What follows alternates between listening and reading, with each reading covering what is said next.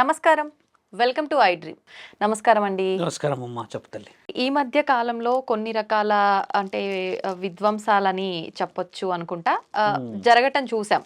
ఏంటి అంటే భూకంపాలు, ముఖ్యంగా ముఖ్యంగా కొన్ని నెలల క్రితం అయితే జల ప్రళయాలు ఇలాంటివి మళ్ళీ రాబోతున్నాయి. 2025లో చాలా ఘోరంగా ఉండబోతుంది అని చెప్పి కొంతమంది ప్రముఖులు చెప్పడం జరిగింది ఆ టైంలో.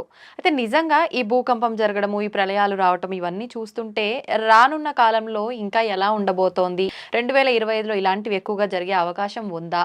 ఇంకొక క్వశ్చన్, ఇప్పుడు మనకు కుంభమేళా కూడా జనవరిలో జరగబోతోంది. ఇలాంటి విధ్వంసాలు జరగటం కనుక ఉంటే ఈ కుంభమేళా వల్ల ఏమైనా ఆపగలిగే అవకాశం ఉంది అంటారా? మానవ శరీరంలో అమ్మ మనకు అన్ని విద్యలు పరమాత్ముడు చెప్తూనే ఉంటాడు. 15 కర్మలని ఒక తల్లి గర్భంలో ఉన్నప్పుడే శిశువు రాసుకుంటాడు. 16వ కర్మ పుణ్యం అనమాట. అంటే గరుడ పురాణంలో 7వ సంపుటిలో ఏం రాసి ఉన్నదంటే మానవ శరీరం 15 కర్మలని అనుభవించడానికి పుట్టి 16వ కర్మ ఏమిటో తెలుసుకోవడానికి పరమాత్ముడు ఇస్తాడు. అంటే 16 కర్మల కలయిక ఒక జీవిత చరిత్ర. అంటే ఎలా 15 కర్మలు గురువు గారు అని అంటే అమ్మ బాధ్యతలన్నీ చెప్పుకోవచ్చు. అందులో నీ స్నేహితుడు ఉండొచ్చు, నీ ప్రేమికురాలు ఉండవచ్చు, నీ భార్య ఉండవచ్చు. కొన్ని సందర్భాల్లో హ్యాపీనెస్ కాస్త సాడ్నెస్ అయ్యి హెవీగా మనల్ని కొన్ని ఫీలింగ్స్ నచ్చేస్తుంది కదా, ఇవన్నీ కర్మలు అంటారు. అయితే వీటన్నిటిలో మనల్ని ఎక్కువ శాతంగా బాధించేది ఎవరంటే ఫైనాన్స్, ఎమోషన్స్. ఇవి రెండు ఎక్కువ బాధపడతాయి. ఈ రెండింటిని గెలవడానికి జీవితం అంతా తండ్రి కష్టపడతాడు, భార్య కష్టపడుతుంది. అంటే పుణ్యం కోసం, అంటే కనీసం తరాలన్నా బాగుండాలి అని. అంటే మీరన్న ప్రశ్న ఏంటంటే 2024లో జరిగిన విధ్వంసకమైన సంఘటనల ద్వారా పలు విధాలుగా పలు రాష్ట్రాల్లో, లైక్ వాయనాడ్ లాంటి రాష్ట్రాల్లో, అంటే కేరళ రాష్ట్రాల్లో జరిగిన ఒక ప్రకృతి వైపరీత్యం, తర్వాత బాంబేలో, గుజరాత్లో జరిగిన వైపరీత్యం, కొంచెం వెనక్కి తీసి చూస్తే మన దగ్గర విజయవాడ రీసెంట్ ఆర్టికల్లో మాట్లాడితే, ఇవన్నీ పక్కన పెట్టి చూస్తే అమ్మ లైవ్ ఎవిడెన్సెస్ స్త్రీలపై అఘాత్యాలు, అత్యాచారాలు, మానవ మృగాలు ఇంతవరకు న్యాయం జరగలేకుండా ఉన్నాయి. ప్రకృతి ఒక పని చేసిందమ్మా, భూప్రపంచం మొత్తం ప్రభావం చేసి చంపేసింది. నీళ్లు విజయవాడలో చంపేసింది. కొన్ని జరిగాయి. ఏ చంపినా కూడా, ఏం చేసినా కూడా దానికి అక్కడికి న్యాయం జరిగింది. అంటే అలా జరిగినప్పుడు చనిపోయిన వాళ్ళంతా ఇలా ఇబ్బందులు పెట్టిన వాళ్ళ, అంటే వాళ్ళతో పాటు మంచి వాళ్ళు కూడా వెళ్ళిపోతున్నారు కదా. అంటే పరమాత్ముడు ఏం చేస్తాడంటే ఒక ఏనుగు పోతూ ఉంటే చిన్న చిన్న చిన్న చిన్న చిన్న విష పురుగులు, చీడ పురుగులన్నీ అడ్డు వచ్చినాయన్ని కొన్ని పోతూ ఉంటాయి. కానీ ఏనుగు డెస్టినేషన్ ఏంటంటే నిన్ను అక్కడ బేస్ సెట్ చేయడం. అంటే ధర్మాన్ని అక్కడ కాపాడడానికి వెళ్ళిన ఆ ఏనుగు ఎందుకు ఎగ్జాంపుల్ చెప్తున్నా అంటే ఆయన అంత వెడల్పుగా 2-3 వేల కిలోలతో పోతాడు. అంటే ఇందులో చిన్న చిన్న చిన్న చిన్న చిన్న జీవరాశులకు ఇబ్బంది జరిగినా ఆయన సెట్ చేయబోయే ఆ లాస్ట్ డెస్టినేషన్ ఏది ఉంటుందమ్మా, కొన్ని లక్షల కుటుంబాలు బాగుపడతాయి. ఇది యాక్చువల్లీ వంశ ఇతివృత్తాంతం అంటారు దీన్ని. ఎలా అంటే మీ నాన్న ఎంత కష్టపడి ఉండొచ్చు తల్లి, ఈ రోజు నువ్వు ఇంత సంపాదించడానికో, ఇంత చదువులు చదవడానికో ఎన్నో చేసి ఉండొచ్చు కదా. మరి ఆయన అందులో నీకు తెలియకుండా మోసం కూడా చేసి ఉండొచ్చు. బాస్ దగ్గర అబద్ధాలు ఆడడం లాంటి మోసాలు, అంటే ఉన్న పొడి చేయడం కాదు, అంటే కొన్ని అటు ఇటు చేసి ఏది చేసినా సొంత లాభానికి చేసి ఉండొచ్చు కదా. మరి ఆయన గారు న్యాయంగానే ఉండినుంటే, ఈ రోజు మీరు అన్నట్టుగానే మీరు న్యాయంగా ఉండినుంటే ఇంత వెలుగులో కూర్చోకపోయేవాళ్ళు. అంటే ప్రతి మనిషి ఏం చేస్తాడంటే స్వార్థంగా కొన్ని ఆలోచనలు కుటుంబం కోసం చేస్తాడు. ఇక్కడ మీరు కొంచెం చాలా మందికి పురోహితులకి ఇది కొంచెం బలమైన ప్రశ్న, సాధువులకి అఘోరాలకి కూడా. ఒక్కసారి కళ్ళు మూసుకొని మనస్సుతో ఆలోచిస్తే అమ్మ, ఇంకా ప్రకృతి పని మొదలు పెట్టలేదు. మనమే ప్రకృతిని పెకిలిస్తున్నాం ఇలాగా గడ్డపారతోని, అక్కడున్న వాటినన్నీ తీసేసి. వెరీ సింపుల్ ఎగ్జాంపుల్ చెప్తే, వాయనాడ్ లాంటి ప్రాంతంలో వచ్చింది ఒక పెద్ద ప్రకంపనం. అంటే there is a pillars, iron pillars లోతుగా తవ్వేసి పెట్టి ఆ కొండ ప్రాంతంలో కేవలం గాలికి సంబంధించిన పవిత్రత ఉండాలి, దైవానికి సంబంధించిన ఆధీనమై ఉండాలని బోర్డ్స్ ఉన్నాయి అక్కడ.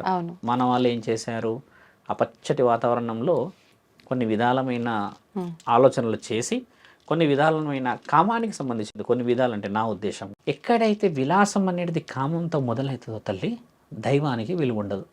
మరి దైవం కూడా ఎంత భరిస్తుంది అక్కడ. ఇప్పుడు అలాగే కంటిన్యూషన్ ఒక విషయం జరిగితే, మీరు అన్నట్టుగా దైవాధీనంలో ఆ మనిషి పుణ్యాత్ముడు అనుకుందాం, అక్కడికి ఆయన జీవిత చక్రం రాసుండి వేరే వాళ్ళు మంచి మంచి వాళ్ళ జీవితాన్ని నాశనం పట్టిస్తూ పవిత్రమైన ప్రకృతిని నాశనం పట్టిస్తున్నారు కాబట్టి ఒక్కసారిగా లేపుకెళ్ళాడు అందులో. ఇక్కడ తప్పు దేవుడిది ఉందా అమ్మ? బాగా గమనించాల్సింది మానవులది ఉన్నదా? మనిషిదే తప్పు ఉంది కదా. ఇంకా ప్రకృతి అక్కడ పని చేయలేదమ్మా. మనం విజయవాడకు వచ్చాం. అమ్మకి బాగా ముక్కు పొడుగు దాకా నీళ్ళు వస్తే మునిగిపోతుందంట అని బ్రహ్మంగారు రాశారు అని చెప్తే నేనన్నా అలా కుదరదమ్మా అని కూడా మన ఛానల్లో చెప్పాను. ఏమవుతుందంటే కొన్ని వందల సంవత్సరాల క్రితం ప్రకాశం బ్యారేజ్కి కొన్ని లక్షల ఎకరాల చుట్టుపక్కల పంట మాత్రమే పండాలని రాసింది అన్నిట్లలో, రెవెన్యూలో, డిపార్ట్మెంట్స్లో, ఎక్కడెక్కడో రాసుంటాయి కదమ్మా. ఈరోజు నువ్వు బిల్డింగ్లు కట్టింది నువ్వు ఎగువ ప్రాంతంలో, ఇక్కడ కొండ ప్రాంతం మీద నుంచి నీళ్లు పడితే నువ్వు ఇక్కడ అన్ని ఇల్లు నీవి రాసాన్ని కట్టావుగా. మరి ఇక్కడ మరి అమ్మ నా తల్లి దుర్గామాత తప్పు చేసిందా? లేదు, మానవుడే తప్పు చేశాడు. ఇక్కడ మళ్ళీ ఎనికి వెళ్దాం. కలకత్తా మౌమిత విషయం తెలిసి తెలివితో మదమెక్కి నువ్వు మద్యం తాగి మత్తులో ఉండి అభం శుభం తెలియని ఆడపిల్లని తెలివిగా తీసుకెళ్ళి అన్ని గుడ్డలు ఊడదీసేసి రక్తపు మాంసపు ముద్ద మడుగులో కంట్లల్లో ఆ కంటి అద్దాలు కుచ్చేసేసి మరీ నీ కామవాంఛ తీర్చుకున్నావు. కాబట్టి ఇది ప్రకృతి ఇంకా నిన్ను హెచ్చరించే ప్రక్రియలు ఇవి. తెలివితో నువ్వు చేసిన దాష్టికమైన పని ఇది తప్పు. ఆ ప్రకృతిలో నీవు పెకలిస్తే నిన్ను ధర్మంగా ఏదో చేసింది ఆపింది, దానికి విలువలు ప్రత్యామ్నాయంగా వచ్చే జనవరిలో మళ్ళీ కేరళ స్టార్ట్ అవుతుంది. ఈ స్త్రీ జీవితం వస్తుందా? ఈ స్త్రీ జీవితం రాదు కదా. 4 సంవత్సరాలు 5 సంవత్సరాల స్త్రీలపై భవ్య అనే ఒక అమ్మాయిపై బౌరంపేటలో ఒకడు వచ్చి కామానికి అది చేసేస్తే అమ్మాయి చనిపోయింది, ఏదో జరిగిపోయింది. అంటే 4 సంవత్సరాలు 5 సంవత్సరాల అమ్మాయిని నువ్వు ఆలోచించగలిగావంటే నీవు జ్ఞానంతో ఉన్నవాడివే కదా. ఇప్పుడు జ్ఞానం లేదు, వాడు కొంచెం ఇమ్మోటల్ మద్యం మత్తులో ఉన్నాడంటే నువ్వు చెట్టుకో లేకపోతే పుట్టకో లేకపోతే కుక్కను పట్టుకుంటే ఉంటే నీకు జ్ఞానం లేకపోయి ఉండవచ్చు, నువ్వు అదే అనొచ్చు. నువ్వు పర్టికులర్ ఒక శరీరే పట్టుకున్నావు అంటే తెలివితోనే పట్టుకున్నట్టు కదా. కాబట్టి ఏంటంటే అమ్మా, ఇక్కడ జరుగుతున్న ఈ ప్రక్రియకి 2025 ఏ విధంగా ఉండబోతున్నా అనేది నీ ప్రశ్న. 2025 కమ్మా ఇలాంటి క్రూరముగాలకి శిక్షలు వేయబోతుంది. ఇది రావాలి, నరేంద్ర మోడీ గారు తీయాలి. అలాంటి ఇది జరగకుండా మన దేశాన్ని మనం కాపాడాలి. దానికి ఒక కారణ జన్ముడే చేస్తాడు కానీ పరమాత్ముడు మాత్రం ప్రకృతి రూపంలో ఏ రూపాన్ని చూపెట్టాడు. సృష్టి ఆయన సృష్టించేశాడు. ఇంకో విషయం, ఇది కలియుగం నా తల్లి. కలియుగంలో అన్ని తప్పులు జరుగుతాయి, దానికి ఇలా ఉంటాయని రాసేశారని. ఇప్పుడు చేయాల్సిన దానిలో ఏంది?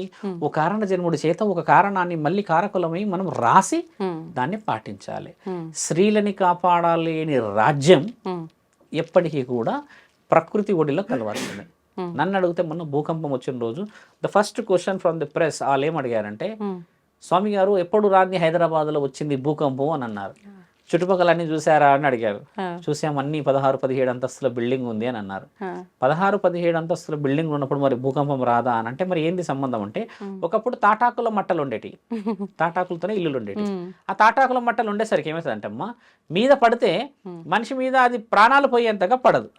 ఇప్పుడు నువ్వు పెద్ద పెద్దగా చేసావు, ఇప్పుడు ప్రాణ నష్టం ఎక్కడ జరుగుతుందంటే ఆ గోడలు నీ మీద గూలబడి వచ్చినప్పుడు ప్రాణం పోతుంది. కాబట్టి భూకంపం అంటే భయం. ఒకవేళ తాటాకు మట్టలు ఉంటే ఈ రోజు భూకంపానికి భయపడకపోయే వాళ్ళం ఏంది అలా వచ్చిపోతుంది అని. అప్పుడు భూకంపాలు వచ్చాయిగా, ప్రాణ నష్టం జరగలేదు. ఇప్పుడు ప్రాణ నష్టం జరుగుతుందంటే if you build a building 18 or 19 floors, కిందికి వాళ్ళు కొన్ని డిజిట్స్లో లోపలికి వెళ్తారమ్మా. అలాంటి పెద్ద పెద్ద ఉన్నప్పుడు మరి ప్రకృతి కింద దాని యొక్క గ్రిప్ ఎలా పెట్టుకోగలుగుతుంది? లోతైన ప్రాంతాలు ఉంటాయి, ఎత్తైన ప్రాంతాలు ఉంటాయి, లోతట్టు ప్రాంతాలు ఉంటాయి, కొన్ని ఏమో మెత్తటి ప్రాంతాలు ఉంటాయి. అంటే ఇందులో పంచాంగం ఎలా ఉండబోతుంది అని అడిగారు మీరు. నేనేం చెప్తున్నా, జరిగిన సంఘటనలు చెప్తున్నా.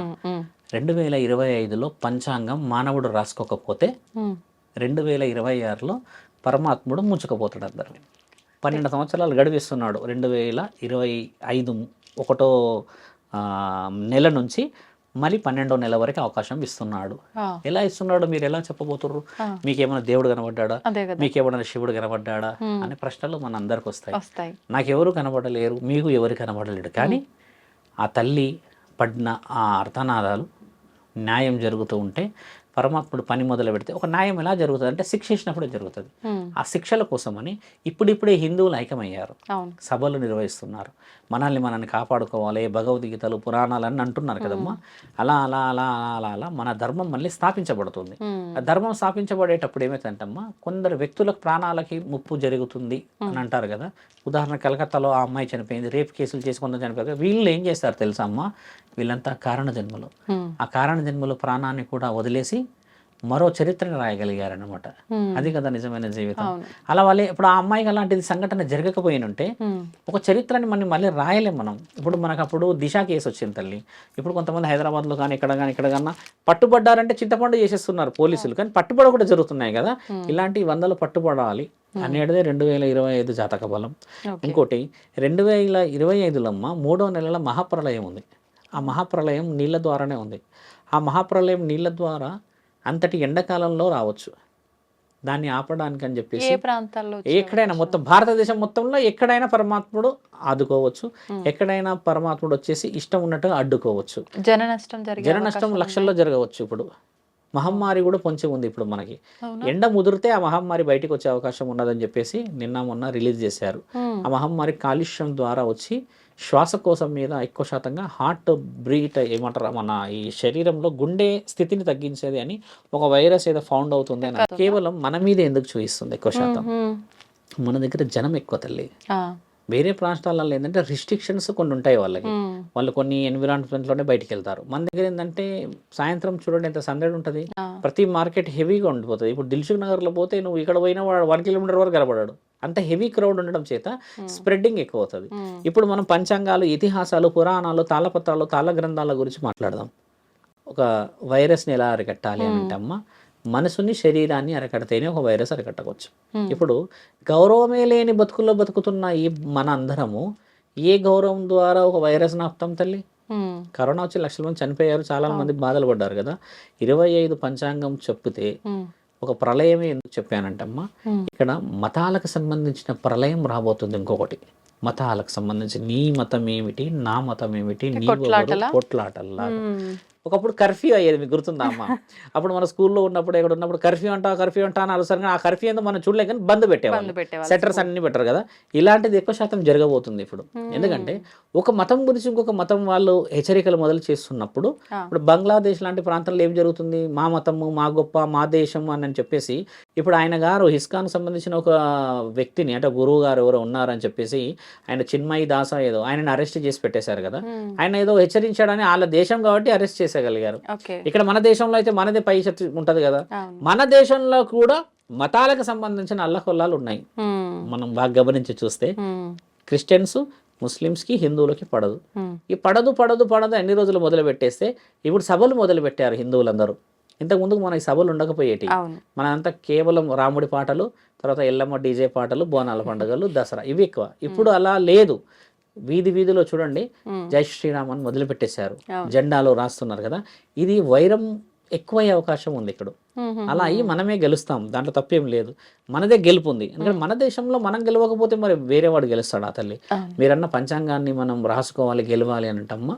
ప్రతి ఇంట అఖండ జ్యోతి వెలగకపోతే, ప్రతి ఇంట ఒక గౌరవప్రదమైన దైవాధీనం లేకపోతే, ప్రతి ఇంట సౌభాగ్యులు లేకపోతే ఈ భర్తలు, ఈ యవ్వనస్తులు పిల్లలు ఉంటారు కదమ్మా, వీళ్ళందరినీ మన హద్దు హరుపులు పెట్టుకోకపోతే మహాప్రళయాన్ని పరమాత్ముడు చూయిస్తాడు, కానీ దాన్ని నిజం చేయకూడదు అంటున్నా. రాసునే వాటిని దాటొచ్చుగా తల్లి. అఘోరాలు వస్తున్నారు ఇప్పుడు అక్కడికి. వాళ్ళు ఏం చేస్తున్నారంటే వాళ్ళ హెచ్చరిక ఇప్పుడు ఎన్నిసార్లు చూడండి వాళ్ళు ఏం చేయబోతున్నారు. వాళ్ళు స్నానాలు చేయడానికి రావట్లేదు అక్కడ. వాళ్ళు ఎన్నో విషయాలు కనుక్కోవాలి. ఛానల్లో మీరు చేయాల్సింది కూడా ఏంటంటమ్మా, take a valid information about 2025 ఒక సెంచరీ ఎలా ఉండబోతుంది అనేది. మనం ఏం చేస్తామంటే పంచాంగం ఉగాది రోజు ఇలా జరుగుతుంది అంటాం. ఇప్పుడు ఉగాదిలో కూడా కొన్ని రాశి ఉంటాయి. మన ఉగాది పండుగ 60 సంవత్సరాల్లో చాలా ఒక ప్రక్రియ తల్లి. అందులో ఈ 25 ఎలా ఉందో కూడా రాశి ఉంటుంది. 25 బహు ఉత్తమంగా మనం సక్సెస్ అవుతాం, కానీ అంతే ఉత్తమంగా ఫెయిల్ అవుతున్నాం. నేను అన్నిటి అంటే ఫెయిల్ మానవులు కాపాడుకునే దాంట్లో అవుతున్నాము అంటున్నా. విలువలు కాపాడుకుంటే వస్తుంది అమ్మ సక్సెస్. కాబట్టి అలా రానియకండి అంటున్నా. మహమ్మారి పొంచుంది ఒకటి, ప్రపంచనాలు ఎక్కువ పొంచుంది 2, స్త్రీలకి గౌరవం పెరగాలనేది శుభసూచకం. ఇప్పుడు నరేంద్ర మోడీ గారి గురించి ఆలోచన మేము ఎక్కువ శాతం అదే ఎదురు చూస్తున్నాం. స్త్రీలకు రక్షణ లేదు తల్లి ఇక్కడ. అలా రక్షణ లేని ఏ దేశం బాగుపడుతుందమ్మా? ఓ గొప్పలు చెప్పుకుంటూ అయిపోతుందా మన దేశం గురించి? తప్పు కదా మాట. గౌరవం ఎలా రావాలి? నా స్త్రీని పట్టుకుంటే ఇలా తల నరుకుతారంట, ఇలా చేతులు తీసేస్తారంట, ఇలా కోసేస్తారంట అనేది వస్తే అప్పుడు మనందరికీ సెక్యూరిటీ. ఇప్పుడు 12-13 సంవత్సరాలకి అమ్మాయిలు వెళ్ళిపోతున్నారు తల్లి బయటికి.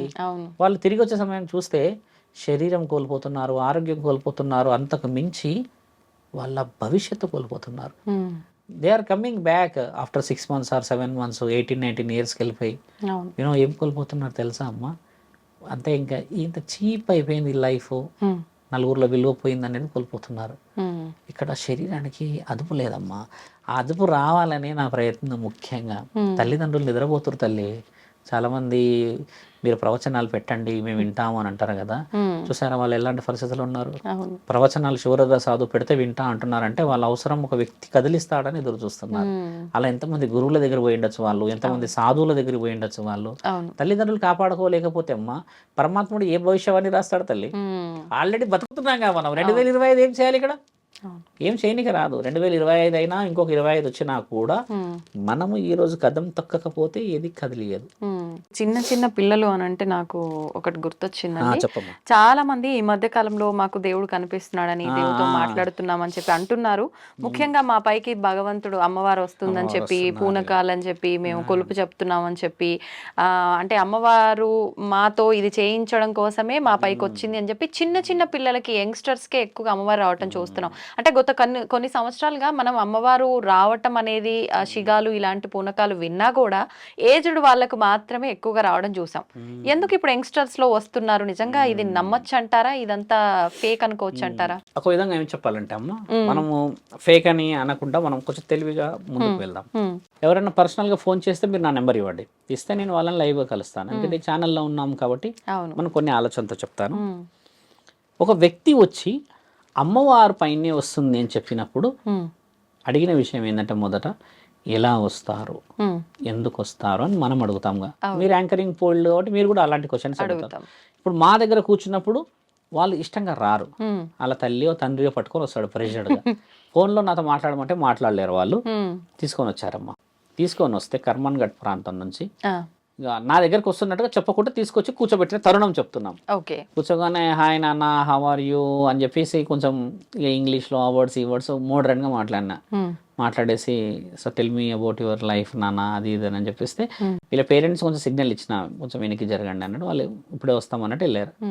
కొద్దిగా దగ్గర కూర్చొని మాట్లాడినా, I'm like your father, your brother, అది అని మాట్లాడుతూ ఉంటే everyday mother and father is scolding me, unnecessary words they are talking and abused language they are using and start చేసేది. అంటే what abused language you are finding అంటే they are fighting each others in front of me only when I came back from school or college అంటే పోతుందంటే, so how can you find that they are fighting for something అని అంటే most of the sense they are talking about finance స్వామి అని అన్నారు. అంటే finance అంటే మీ గురించే కదా స్వామి అంటే, నో మా గురించి ఫైనాన్స్ గురించి కాదు స్వామి, వాళ్ళు ఏ విధంగా ఫైనాన్స్ సంపాదించాలన్నాడు దానికి మేము ఒప్పుకుంటాం. కానీ ఏ ఖర్చు ఎలా పెట్టావు, నువ్వు అలా ఖర్చు పెట్టావా, అని ఇలా పెట్టావా, దీనికి ఎస్టిమేషన్ ఎంత అయింది, ఈఎంఐ అని కొన్ని ఉంటాయి కదా. ఈ డిస్కషన్స్ నేను చాలా చాలా చాలా చిన్న లైఫ్లో ఉన్నా అనిపిస్తుంది అన్న థాట్ తిరుగుతుంది ఆవిడ మైండ్లో. గమనించండి నా ప్రశ్న. డబ్బుల గురించి తల్లిదండ్రులు కొట్లాడుతున్నారు అన్న విషయం ఎలా తీసుకుందంటే ఈవిడ వీఆర్ వెరీ పూర్ అన్నట్టుగా తీసుకుంది. అంటే నేనేమన్నా ఓకే దట్ ఈస్ ఫైన్, ఎందుకంటే ఉన్నది కొట్లాడుకుంటారు వాళ్ళు, ఇంట్లో కొట్లాడకపోతే వీధిలో కొట్లాడతారా నేనంటే. కానీ అలా కొట్లాడడం నాకు, నా ముందే కొట్లాడితే నాకు తీసుకోవాలని, రిసీవ్ చేసుకోవాలనిపిస్తలేదు స్వామీజీ, అది ఇది అని అంటే నీకేమనిపించింది అని నేను అన్న తర్వాత కొద్దిగా ఎనికి జరిగింది. అమ్మాయి అబ్బాయిని లవ్ చేసింది. ఇంకా is a well good person, bike ఉంది, మంచి కార్ ఉంది, ఏదో ఏడాడ పరిచయం, సమ్ కాలేజ్ అబ్బాయితో తిరుగుతున్నాం, చేస్తున్నాం, well settled. At least will settle in future. How you will settle in future if boy is a settled person? అంటే there is a certain norms అమ్మా, లవ్ అన్నా, అట్రాక్షన్ అన్నా అని అంటే బాగుంటాం. ఇంకా మేము వీళ్ళతో నేను ఉండదలుచుకోలేదు ఈ ఫైనాన్స్ ఇష్యూస్లో. ఈ థాట్ యాక్చువల్ ఆవిడది, వీళ్ళతో నేను ఉండదలుచుకోలేదు. ఓకే మరి ఆయన ఎలా ఉంటాడు అంటే ఒక సమ్ అట్మాస్ఫియర్లో ఉంటాము, చేస్తాము, అది ఇది అని మాట్లాడేది. అక్కడ వరకు ఒక టాపిక్ వచ్చింది. కొంచెం వెనక్కి వెళ్ళా, 3వ క్లాస్ 4వ క్లాస్ వరకు. తెలుసా అమ్మ 3rd క్లాస్లో ఎక్కడ ఉన్నారు, ఏం చేశారని వెళ్ళిన తర్వాత ఆవిడ చెప్పిన డిస్కషన్, అప్పుడు బాగుండే లైఫ్, మంచిగా ఉండే, ఆడుకునే వాళ్ళం, ఫ్రెండ్స్ ఉండే, కల్చర్గా ఉండే ఇట్లా అన్నది. ఇప్పుడు నీ లైఫ్ ఎందుకు బాగుండట్లేదు అంటే ఎక్స్పెక్టేషన్స్ కదమ్మా అన్న. అవును. సడన్గా ఈ అమ్మవారు ఎందుకు వచ్చారు? నేను అంటే ఎందుకమ్మా అమ్మవారు వస్తే నాకు చాలా ఇష్టం రా నాన్న అని ఇట్లా టాపిక్ స్టార్ట్ చేశాను. అనగానే ఈవిడకి ఏంటంటే ఈవిడని మనం డిస్కరేజ్ చేస్తే ఈవిడ నాకు సీక్రెట్లు చెప్పలేదు.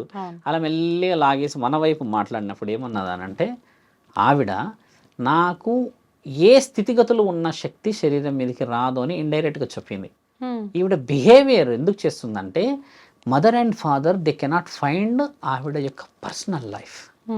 ఈ యొక్క డైవర్షన్ రాగానే ఈవిడకి ఏదో అయిపోయింది, చాటింగ్ ఎక్కువ చేసి పొద్దుంతా నిద్రపోవడాలు, బయట కాలేజ్ కానీ ఇంకెక్కడికైనా పోయినప్పుడు తినేసి రావడాలు చేసేసి ఇంట్లో హెల్త్ బాగాలేదని చెప్పి పడుకోవడాలు, ఇవన్నీ కొంచెం అబ్నార్మాలిటీస్ గమనించినప్పుడు నా పైన ఎవరో ఉన్నారు, ఏదో జరుగుతుంది అని కొద్దిగా అట్మాస్ఫియర్ క్రియేట్ చేసినప్పుడు వీళ్ళ మైండ్ అంతా ఎల్లమ్మ మీదే ఉండిపోయింది. యాక్చువల్లీ ఈవిడ ఈ అమ్మాయి మైండ్ అంతా సొసైటీ మీదకి వెళ్ళిపోయింది. కాబట్టి బయటికి రాకపోవడానికి కారణాలు ఏంది అనేది తల్లిదండ్రి కనిపెట్టాలి. ఈవిడ ఎక్కడ పోతుందని కనిపెట్టాలి. అమ్మాయి బాగా ఉండి మంచిగా తినేసి వస్తుంది, బయట అన్ని చేస్తుంది, తిరుగుతుంది అని అంటే అమ్మ సట్ ఆఫ్ ఒక మైండ్ ఉన్నది ఆవిడ దగ్గర. ఆ మైండ్ని నువ్వు రీడ్ చేయట్లేవు అంటే మదర్ ఫాదర్ ఇంట్లో లేరని అర్థం. అంటే వాళ్ళు వర్క్ కోసం వెళ్తున్నారు. ఈవిడ జీవిత ప్రక్రియ వేరేలాగా అయిపోయింది కదా. ఓపెన్ అన్నాకమ్మ వాళ్ళ మదర్ని పిలిచి అడిగిన తర్వాత షీజ్ 16-17 years, ఏం సంగతి అని చెప్తే వాళ్ళ అమ్మని అడిగితే పరిస్థితులు ఇట్లా వెళ్తున్నాం కదా అంటే నేనేమన్నా అంటే మీ అమ్మ మీ నాన్న నీ కళ్ళ ముందే ఏదన్నా చేసుకోనో లేకపోతే ఏదైనా కోల్పోయో ఆరోగ్య పరిస్థితి కోల్పోతే ఎలా ఉంటుందని అడిగాను. నువ్వు అప్పుడు మెల్లి కంట్లో నుంచి నీళ్ళు డ్రాప్ అవుతున్నాయి, ఏడప్పుడు మొదలుపెట్టింది. అమ్మ నాన్న లేకపోతే వాళ్ళు నన్ను పెంచారు, కష్టపడ్డారు అంటే 3-4 years క్రితం ఎలా ఉంటామని అడిగాను కదా. అక్కడ నుంచి అడిగినప్పుడు ఏంటంటే మదర్ ఫాదర్ లేకుంటే నీ లైఫ్ ఏంది అని శూన్యం చేస్తారు కదా అని చెప్పి అడిగినప్పుడు ఏమన్నదంటే ఆవిడ ఫ్రీడమ్ ఇస్తే నేను ప్రశాంతంగా ఉంటాను అన్నవాడు వదిలింది ఆవిడ. ఫ్రీడమ్ ఎలా రావాలి? వీళ్ళిద్దరు ఫైనాన్స్ పరంగా గొడవకూడదు ఒకటి, ఈవిడ ఏది అడిగితే అది తెచ్చేయాలి 2, ఈవిడ ఏదైనా మాట్లాడితే ఎదురు పడకూడదు 3, ఈ మొబైల్ ఇచ్చేసేయాలి, దాంట్లో ఎవరితో చాటింగ్ చేస్తున్నావు అడగకూడదు 4. ఇలాంటి కొన్ని విషయాలు రిస్ట్రిక్టెడ్గా ఉంటే ఈవిడ కళ్ళు మూసుకొని ఉన్నప్పుడు నేను అది అని చెప్పినప్పుడు వాళ్ళ మైండ్ డైవర్షన్ జరిగింది కదా ఇక్కడ. అలా వచ్చిన ఆడపిల్లలే చాలామంది ఉన్నారు ఇక్కడ. ఇక్కడ ఇంకొక సందర్భం చాలా టాకెటివ్ సందర్భం. ఒక ఊరికి పోతున్నాం నేను కర్నూలులో. ఆవిడ పసుపు గిసుపు అన్నీ వేసుకొని వచ్చి కూర్చుంది. జడ ఇలా అనుకుంటూ ఉంది నా ముందు.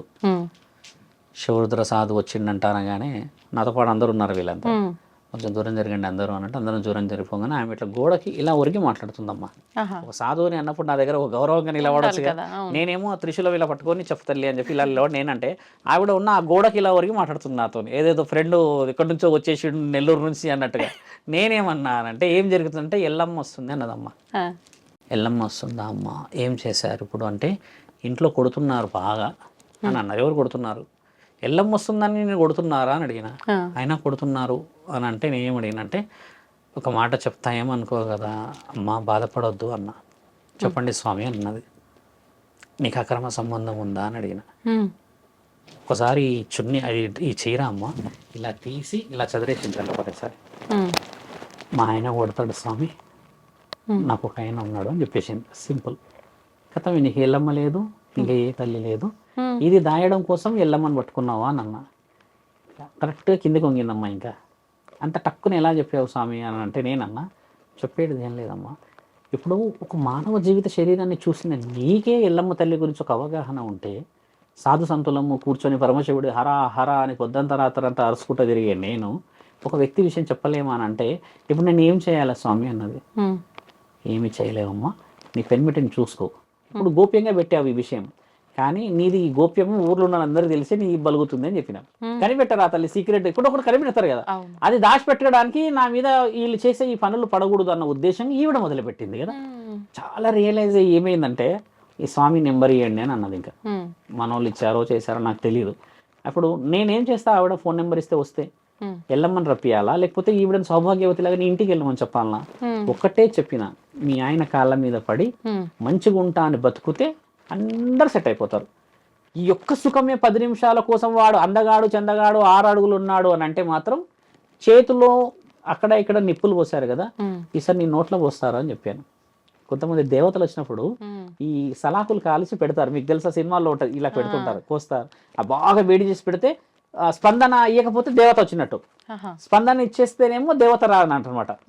ఈవిడ అలా కూడా చేశారంట. అయితే అంటే ఇప్పుడు మీరు చెప్పిన 2 ఎగ్జాంపుల్స్ తీసుకుంటే పరిస్థితుల ప్రభావం వల్ల 100% కవర్ చేయడానికి కొంత, లేదు అంటే వచ్చిన దేవాది దేవతలు ఇబ్బందుల శరీరం వల్ల మీదకి రారు తల్లి, రారు. శరీరం మీదకి వచ్చే వాళ్ళు లేరు. నేను గతంలో కూడా గొడవపడ్డా, వచ్చిన దేవత ఎవరైతే ఉంటారో నీకు పెళ్లి కానియదు, నీకు అసలు పెళ్ళే కానియదు. ఓకే. ఆవిడ ఆదినం నీవు. మరి ఇప్పుడు రారు అని మీరు ఇంత ఖచ్చితంగా చెప్తున్నారు కదా, కొన్ని సందర్భాల్లో గ్రామాల్లో మనం ఎక్కువగా చూస్తాము, ఎవరైనా గ్రామ దేవతల్ని కానీ లేదంటే పంట పొలాల్లో ఉన్న దేవతల్ని మర్చిపోయి కొంచెం మనం తక్కువ చేసినట్టుగా చేస్తే ఎవరిపైకో వచ్చి వాళ్ళతో వాక్కు చెప్పిస్తుంది, ఇలా చేస్తేనే బాగుంటుంది వాక్కు ఊరు వేరు. అని. మళ్ళీ అది నీకు మాట చెప్తాను. ఇప్పుడు మీరు నేను ఇద్దరం షాపింగ్కి వెళ్ళాం, దాన్ని టెంపుల్కి వెళ్ళాం తల్లి. మీరు టక్కున రుద్రాక్ష కావాలి అని అన్నారు. ఆ రుద్రాక్ష తీసేసుకొని మెడల్ వేసుకోగానే రోడ్ యాక్సిడెంట్లో ఇద్దరం తప్పించుకోగలిగాం. ఉదాహరణకి మీ ఫస్ట్ వర్డ్ ఏమంటారు తెలుసా, చూసావా రుద్రాక్ష ఉండడం వల్ల అంటాం కదా. ఇది పరమాత్ముడు అందరి దగ్గర పలుకుతాడు తల్లి వాక్కు. నా దగ్గర పలుకుతాడు, నీ దగ్గర పలుకుతాడు, రోడ్డు మీద ఉన్న బిచ్చపోడే ఆధారాలు కూడా పలుకుతాడు. అది వాక్కు పరమాత్ముడి యొక్క వాక్ చాతుర్యం. అది ఆయన చెప్పుతే వినబడదు కాబట్టి, ఆయన కనబడితే నమ్మవు కాబట్టి ఆ నాలికని కదిలిస్తాడు అక్కడ. ఇది అందరి చేతిలో ఉంది అంతే. మీరన్న కొంటే ఎల్లమ్మలు, కొంటే దేవతలు వీళ్ళు చేసేది ఏంటంటే అమ్మ, కొంతమంది సిగం ఊగుతారు, వాళ్ళు భక్తితో ఊగుతారు తల్లి. ఐ గివ్ హ్యూజ్ రెస్పెక్ట్ వాళ్ళకి. వాళ్ళు భక్తితో ఎల్లమ్మ అని అనరు, వాళ్ళు నేను ఎల్లమ్మ భక్తురాలిని అని వాళ్ళు బహు ఉత్తమముగా బోనాలు ఎత్తుకొని ఆడతారు. నేను హ్యాపీగా రెస్పెక్ట్ ఇస్తా వాళ్ళకి. కానీ నేనే ఎల్లమ్మ అంటే మాత్రం నేను 5 నిమిషాలు కూడా ఉండను, వెళ్ళిపోతాడు. ఎందుకంటే ఎల్లమ్మ తల్లి బోనం ఎత్తుతే మరి ఎల్లమ్మ ఆడ గుడిలో ఉన్న ఆవిడ ఎవరు తీసుకెళ్ళాలి బోనం? మరి ఇప్పుడు నేనే దేవుడు శివుడు అనుకోండి, నేనే శివుడిని అని బోనం ఎత్తుకున్నా తల్లి.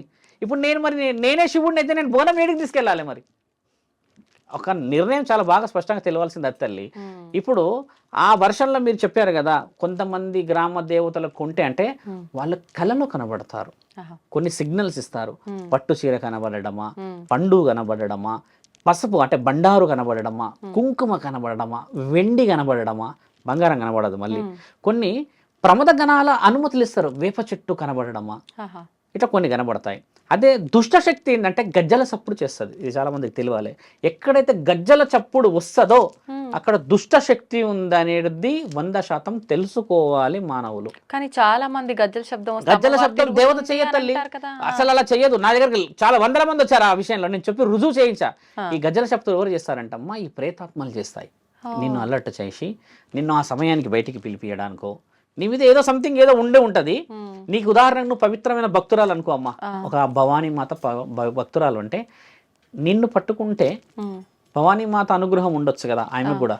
కాబట్టి నిన్ను మేల్కొల్పే ప్రక్రియలో రాత్రి 12 నుంచి 3 గంటలకు వస్తుంది. ఏ దేవత కూడా 12 నుంచి 3 గంటలకు శబ్దం చేయదు. శాసనాలు ఇతిహాసాల్లోనే రాసింది కదా, 12 నుంచి 3 గంటల వరకు కలి యొక్క ఆధీనమైన సమయం అది. అంటే చెడు ప్రభావం. 3 తర్వాత మన మంగళ స్నానాలు మొదలైతాయి కదా ఏ గుడిలో అయినా. 3 తర్వాత శబ్దం వేరు ఉంటుంది, 11, 12 లోపు ఉండే శబ్దం వేరే ఉంటుంది. దేవతలు కూడా గజ్జల శబ్దం చేస్తారు, సమయం వారిది వేరు.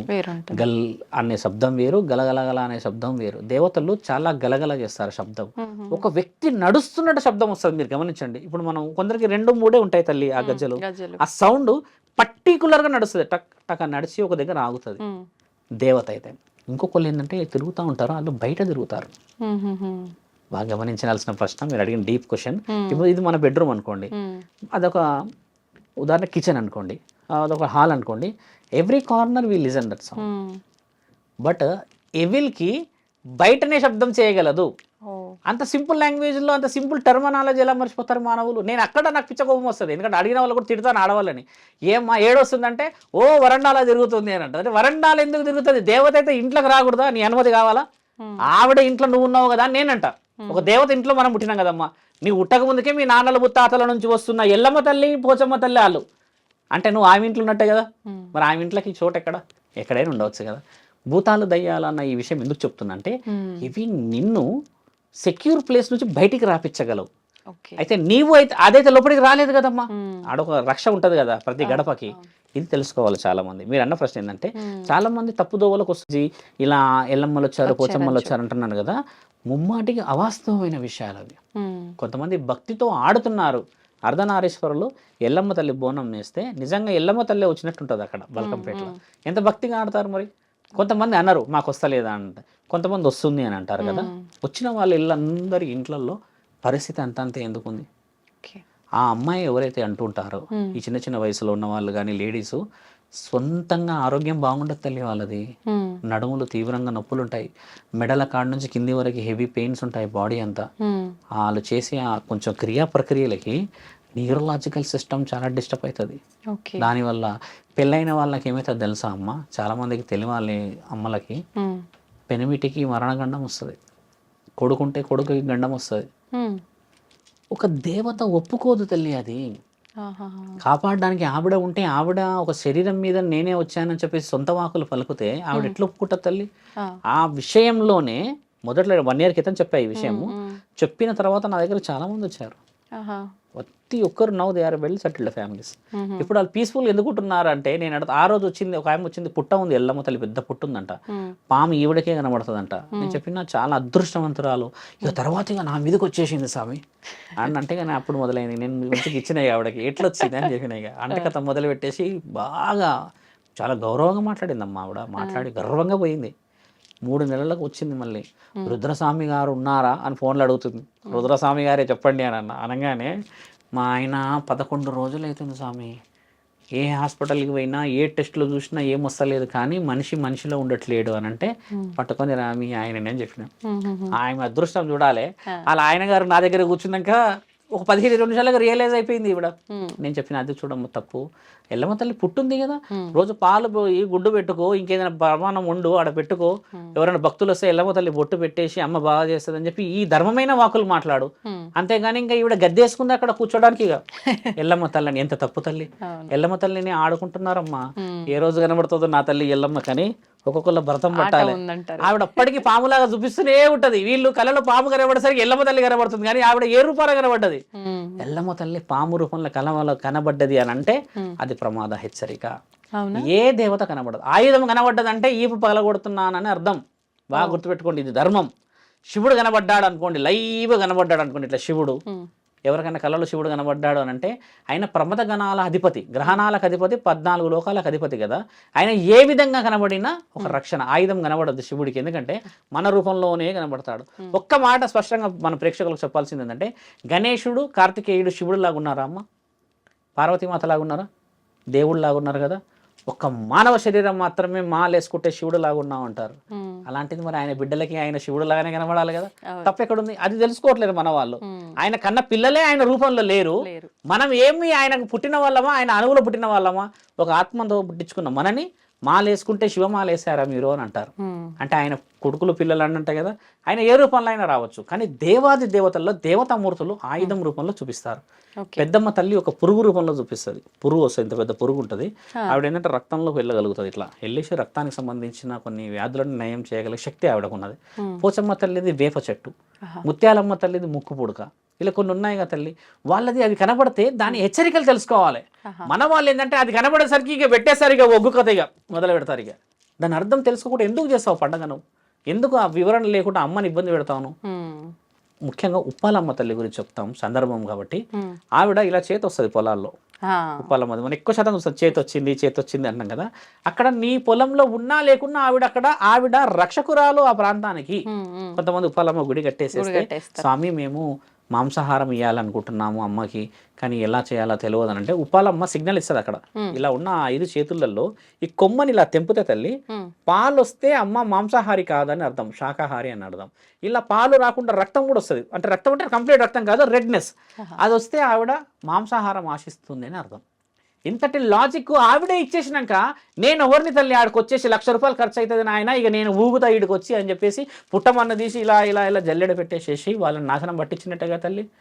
100 మంది ఏమంటారంటే ఫోన్లో చెప్పేసేసింది చాలా, అయినా మేము ఉన్నకాడ చేసుకున్నాం అంటే ఒకటే మాట అంట, ఆ రోజు కూలి 500 వచ్చాయి కదా, 200 పెట్టి తీసుకురా పూజ సామాన్లు అమ్మకి చెయ్యి చాలు. నీ దగ్గర పచ్చడి మెతుకులు ఉంటే అందులోనే ఆమె కూడా తృప్తి. 20,000 అప్పు తెచ్చేసి పెట్టిన దాంట్లో అమ్మ తింటదా? అమ్మ మనమేం తింటామా? బాధ అనిపించదా ఈ 20,000 ఎలా కట్టాలి అని? ఏ దేవత ఆశించదు తల్లి అలాగా. మొన్న రీసెంట్ కాల్ నాకు నల్గొండ నుంచి వచ్చిన కాల్, పొలంలో ఎంత కొట్టేసినా వస్తుందంట, ఎంత కొట్టేసినా వస్తుందంటే 3 అడుగులు కట్టండి, కట్టడానికి ఏమవుతుంది అమ్మవారిని అని చెప్తే, కానీ 2 అన్నదమ్ముల లొల్లుంది స్వామి అని అన్నారు. ఎవడో ఒకడు కట్టకపోతే మరి 2 ఈపులు వల్ల కొడుతుంది ఆమె. మొన్న కూడా చనిపోయింది వాళ్ళ ఇంట్లో. గతం చనిపోయినాక 11 రోజుకు మొదలు పెట్టేసారు గుడి టామ్ టైం కట్టేసేసి నన్ను పిలిస్తే నేను రానన్నా. మనిషి చనిపోక ముందుకు చెప్పినాం కదా. అవును. అంటే ఆయన ఈ విధంగానే చనిపోయింది అనుకుంటున్నారు. ఆయన ఏ ఆరోగ్యంతో చనిపోయిండో మనకు తెలియదు. వీళ్ళు ఏమనుకుంటున్నారు, ఒక సాధువు చెప్పిండు గుడి కట్టాలని. 12 ఏళ్ల క్రితం మా తాత చచ్చిపోయినప్పుడు అదే చెప్పిండు గుడి కట్టాలని. మనం కట్టలేంరా.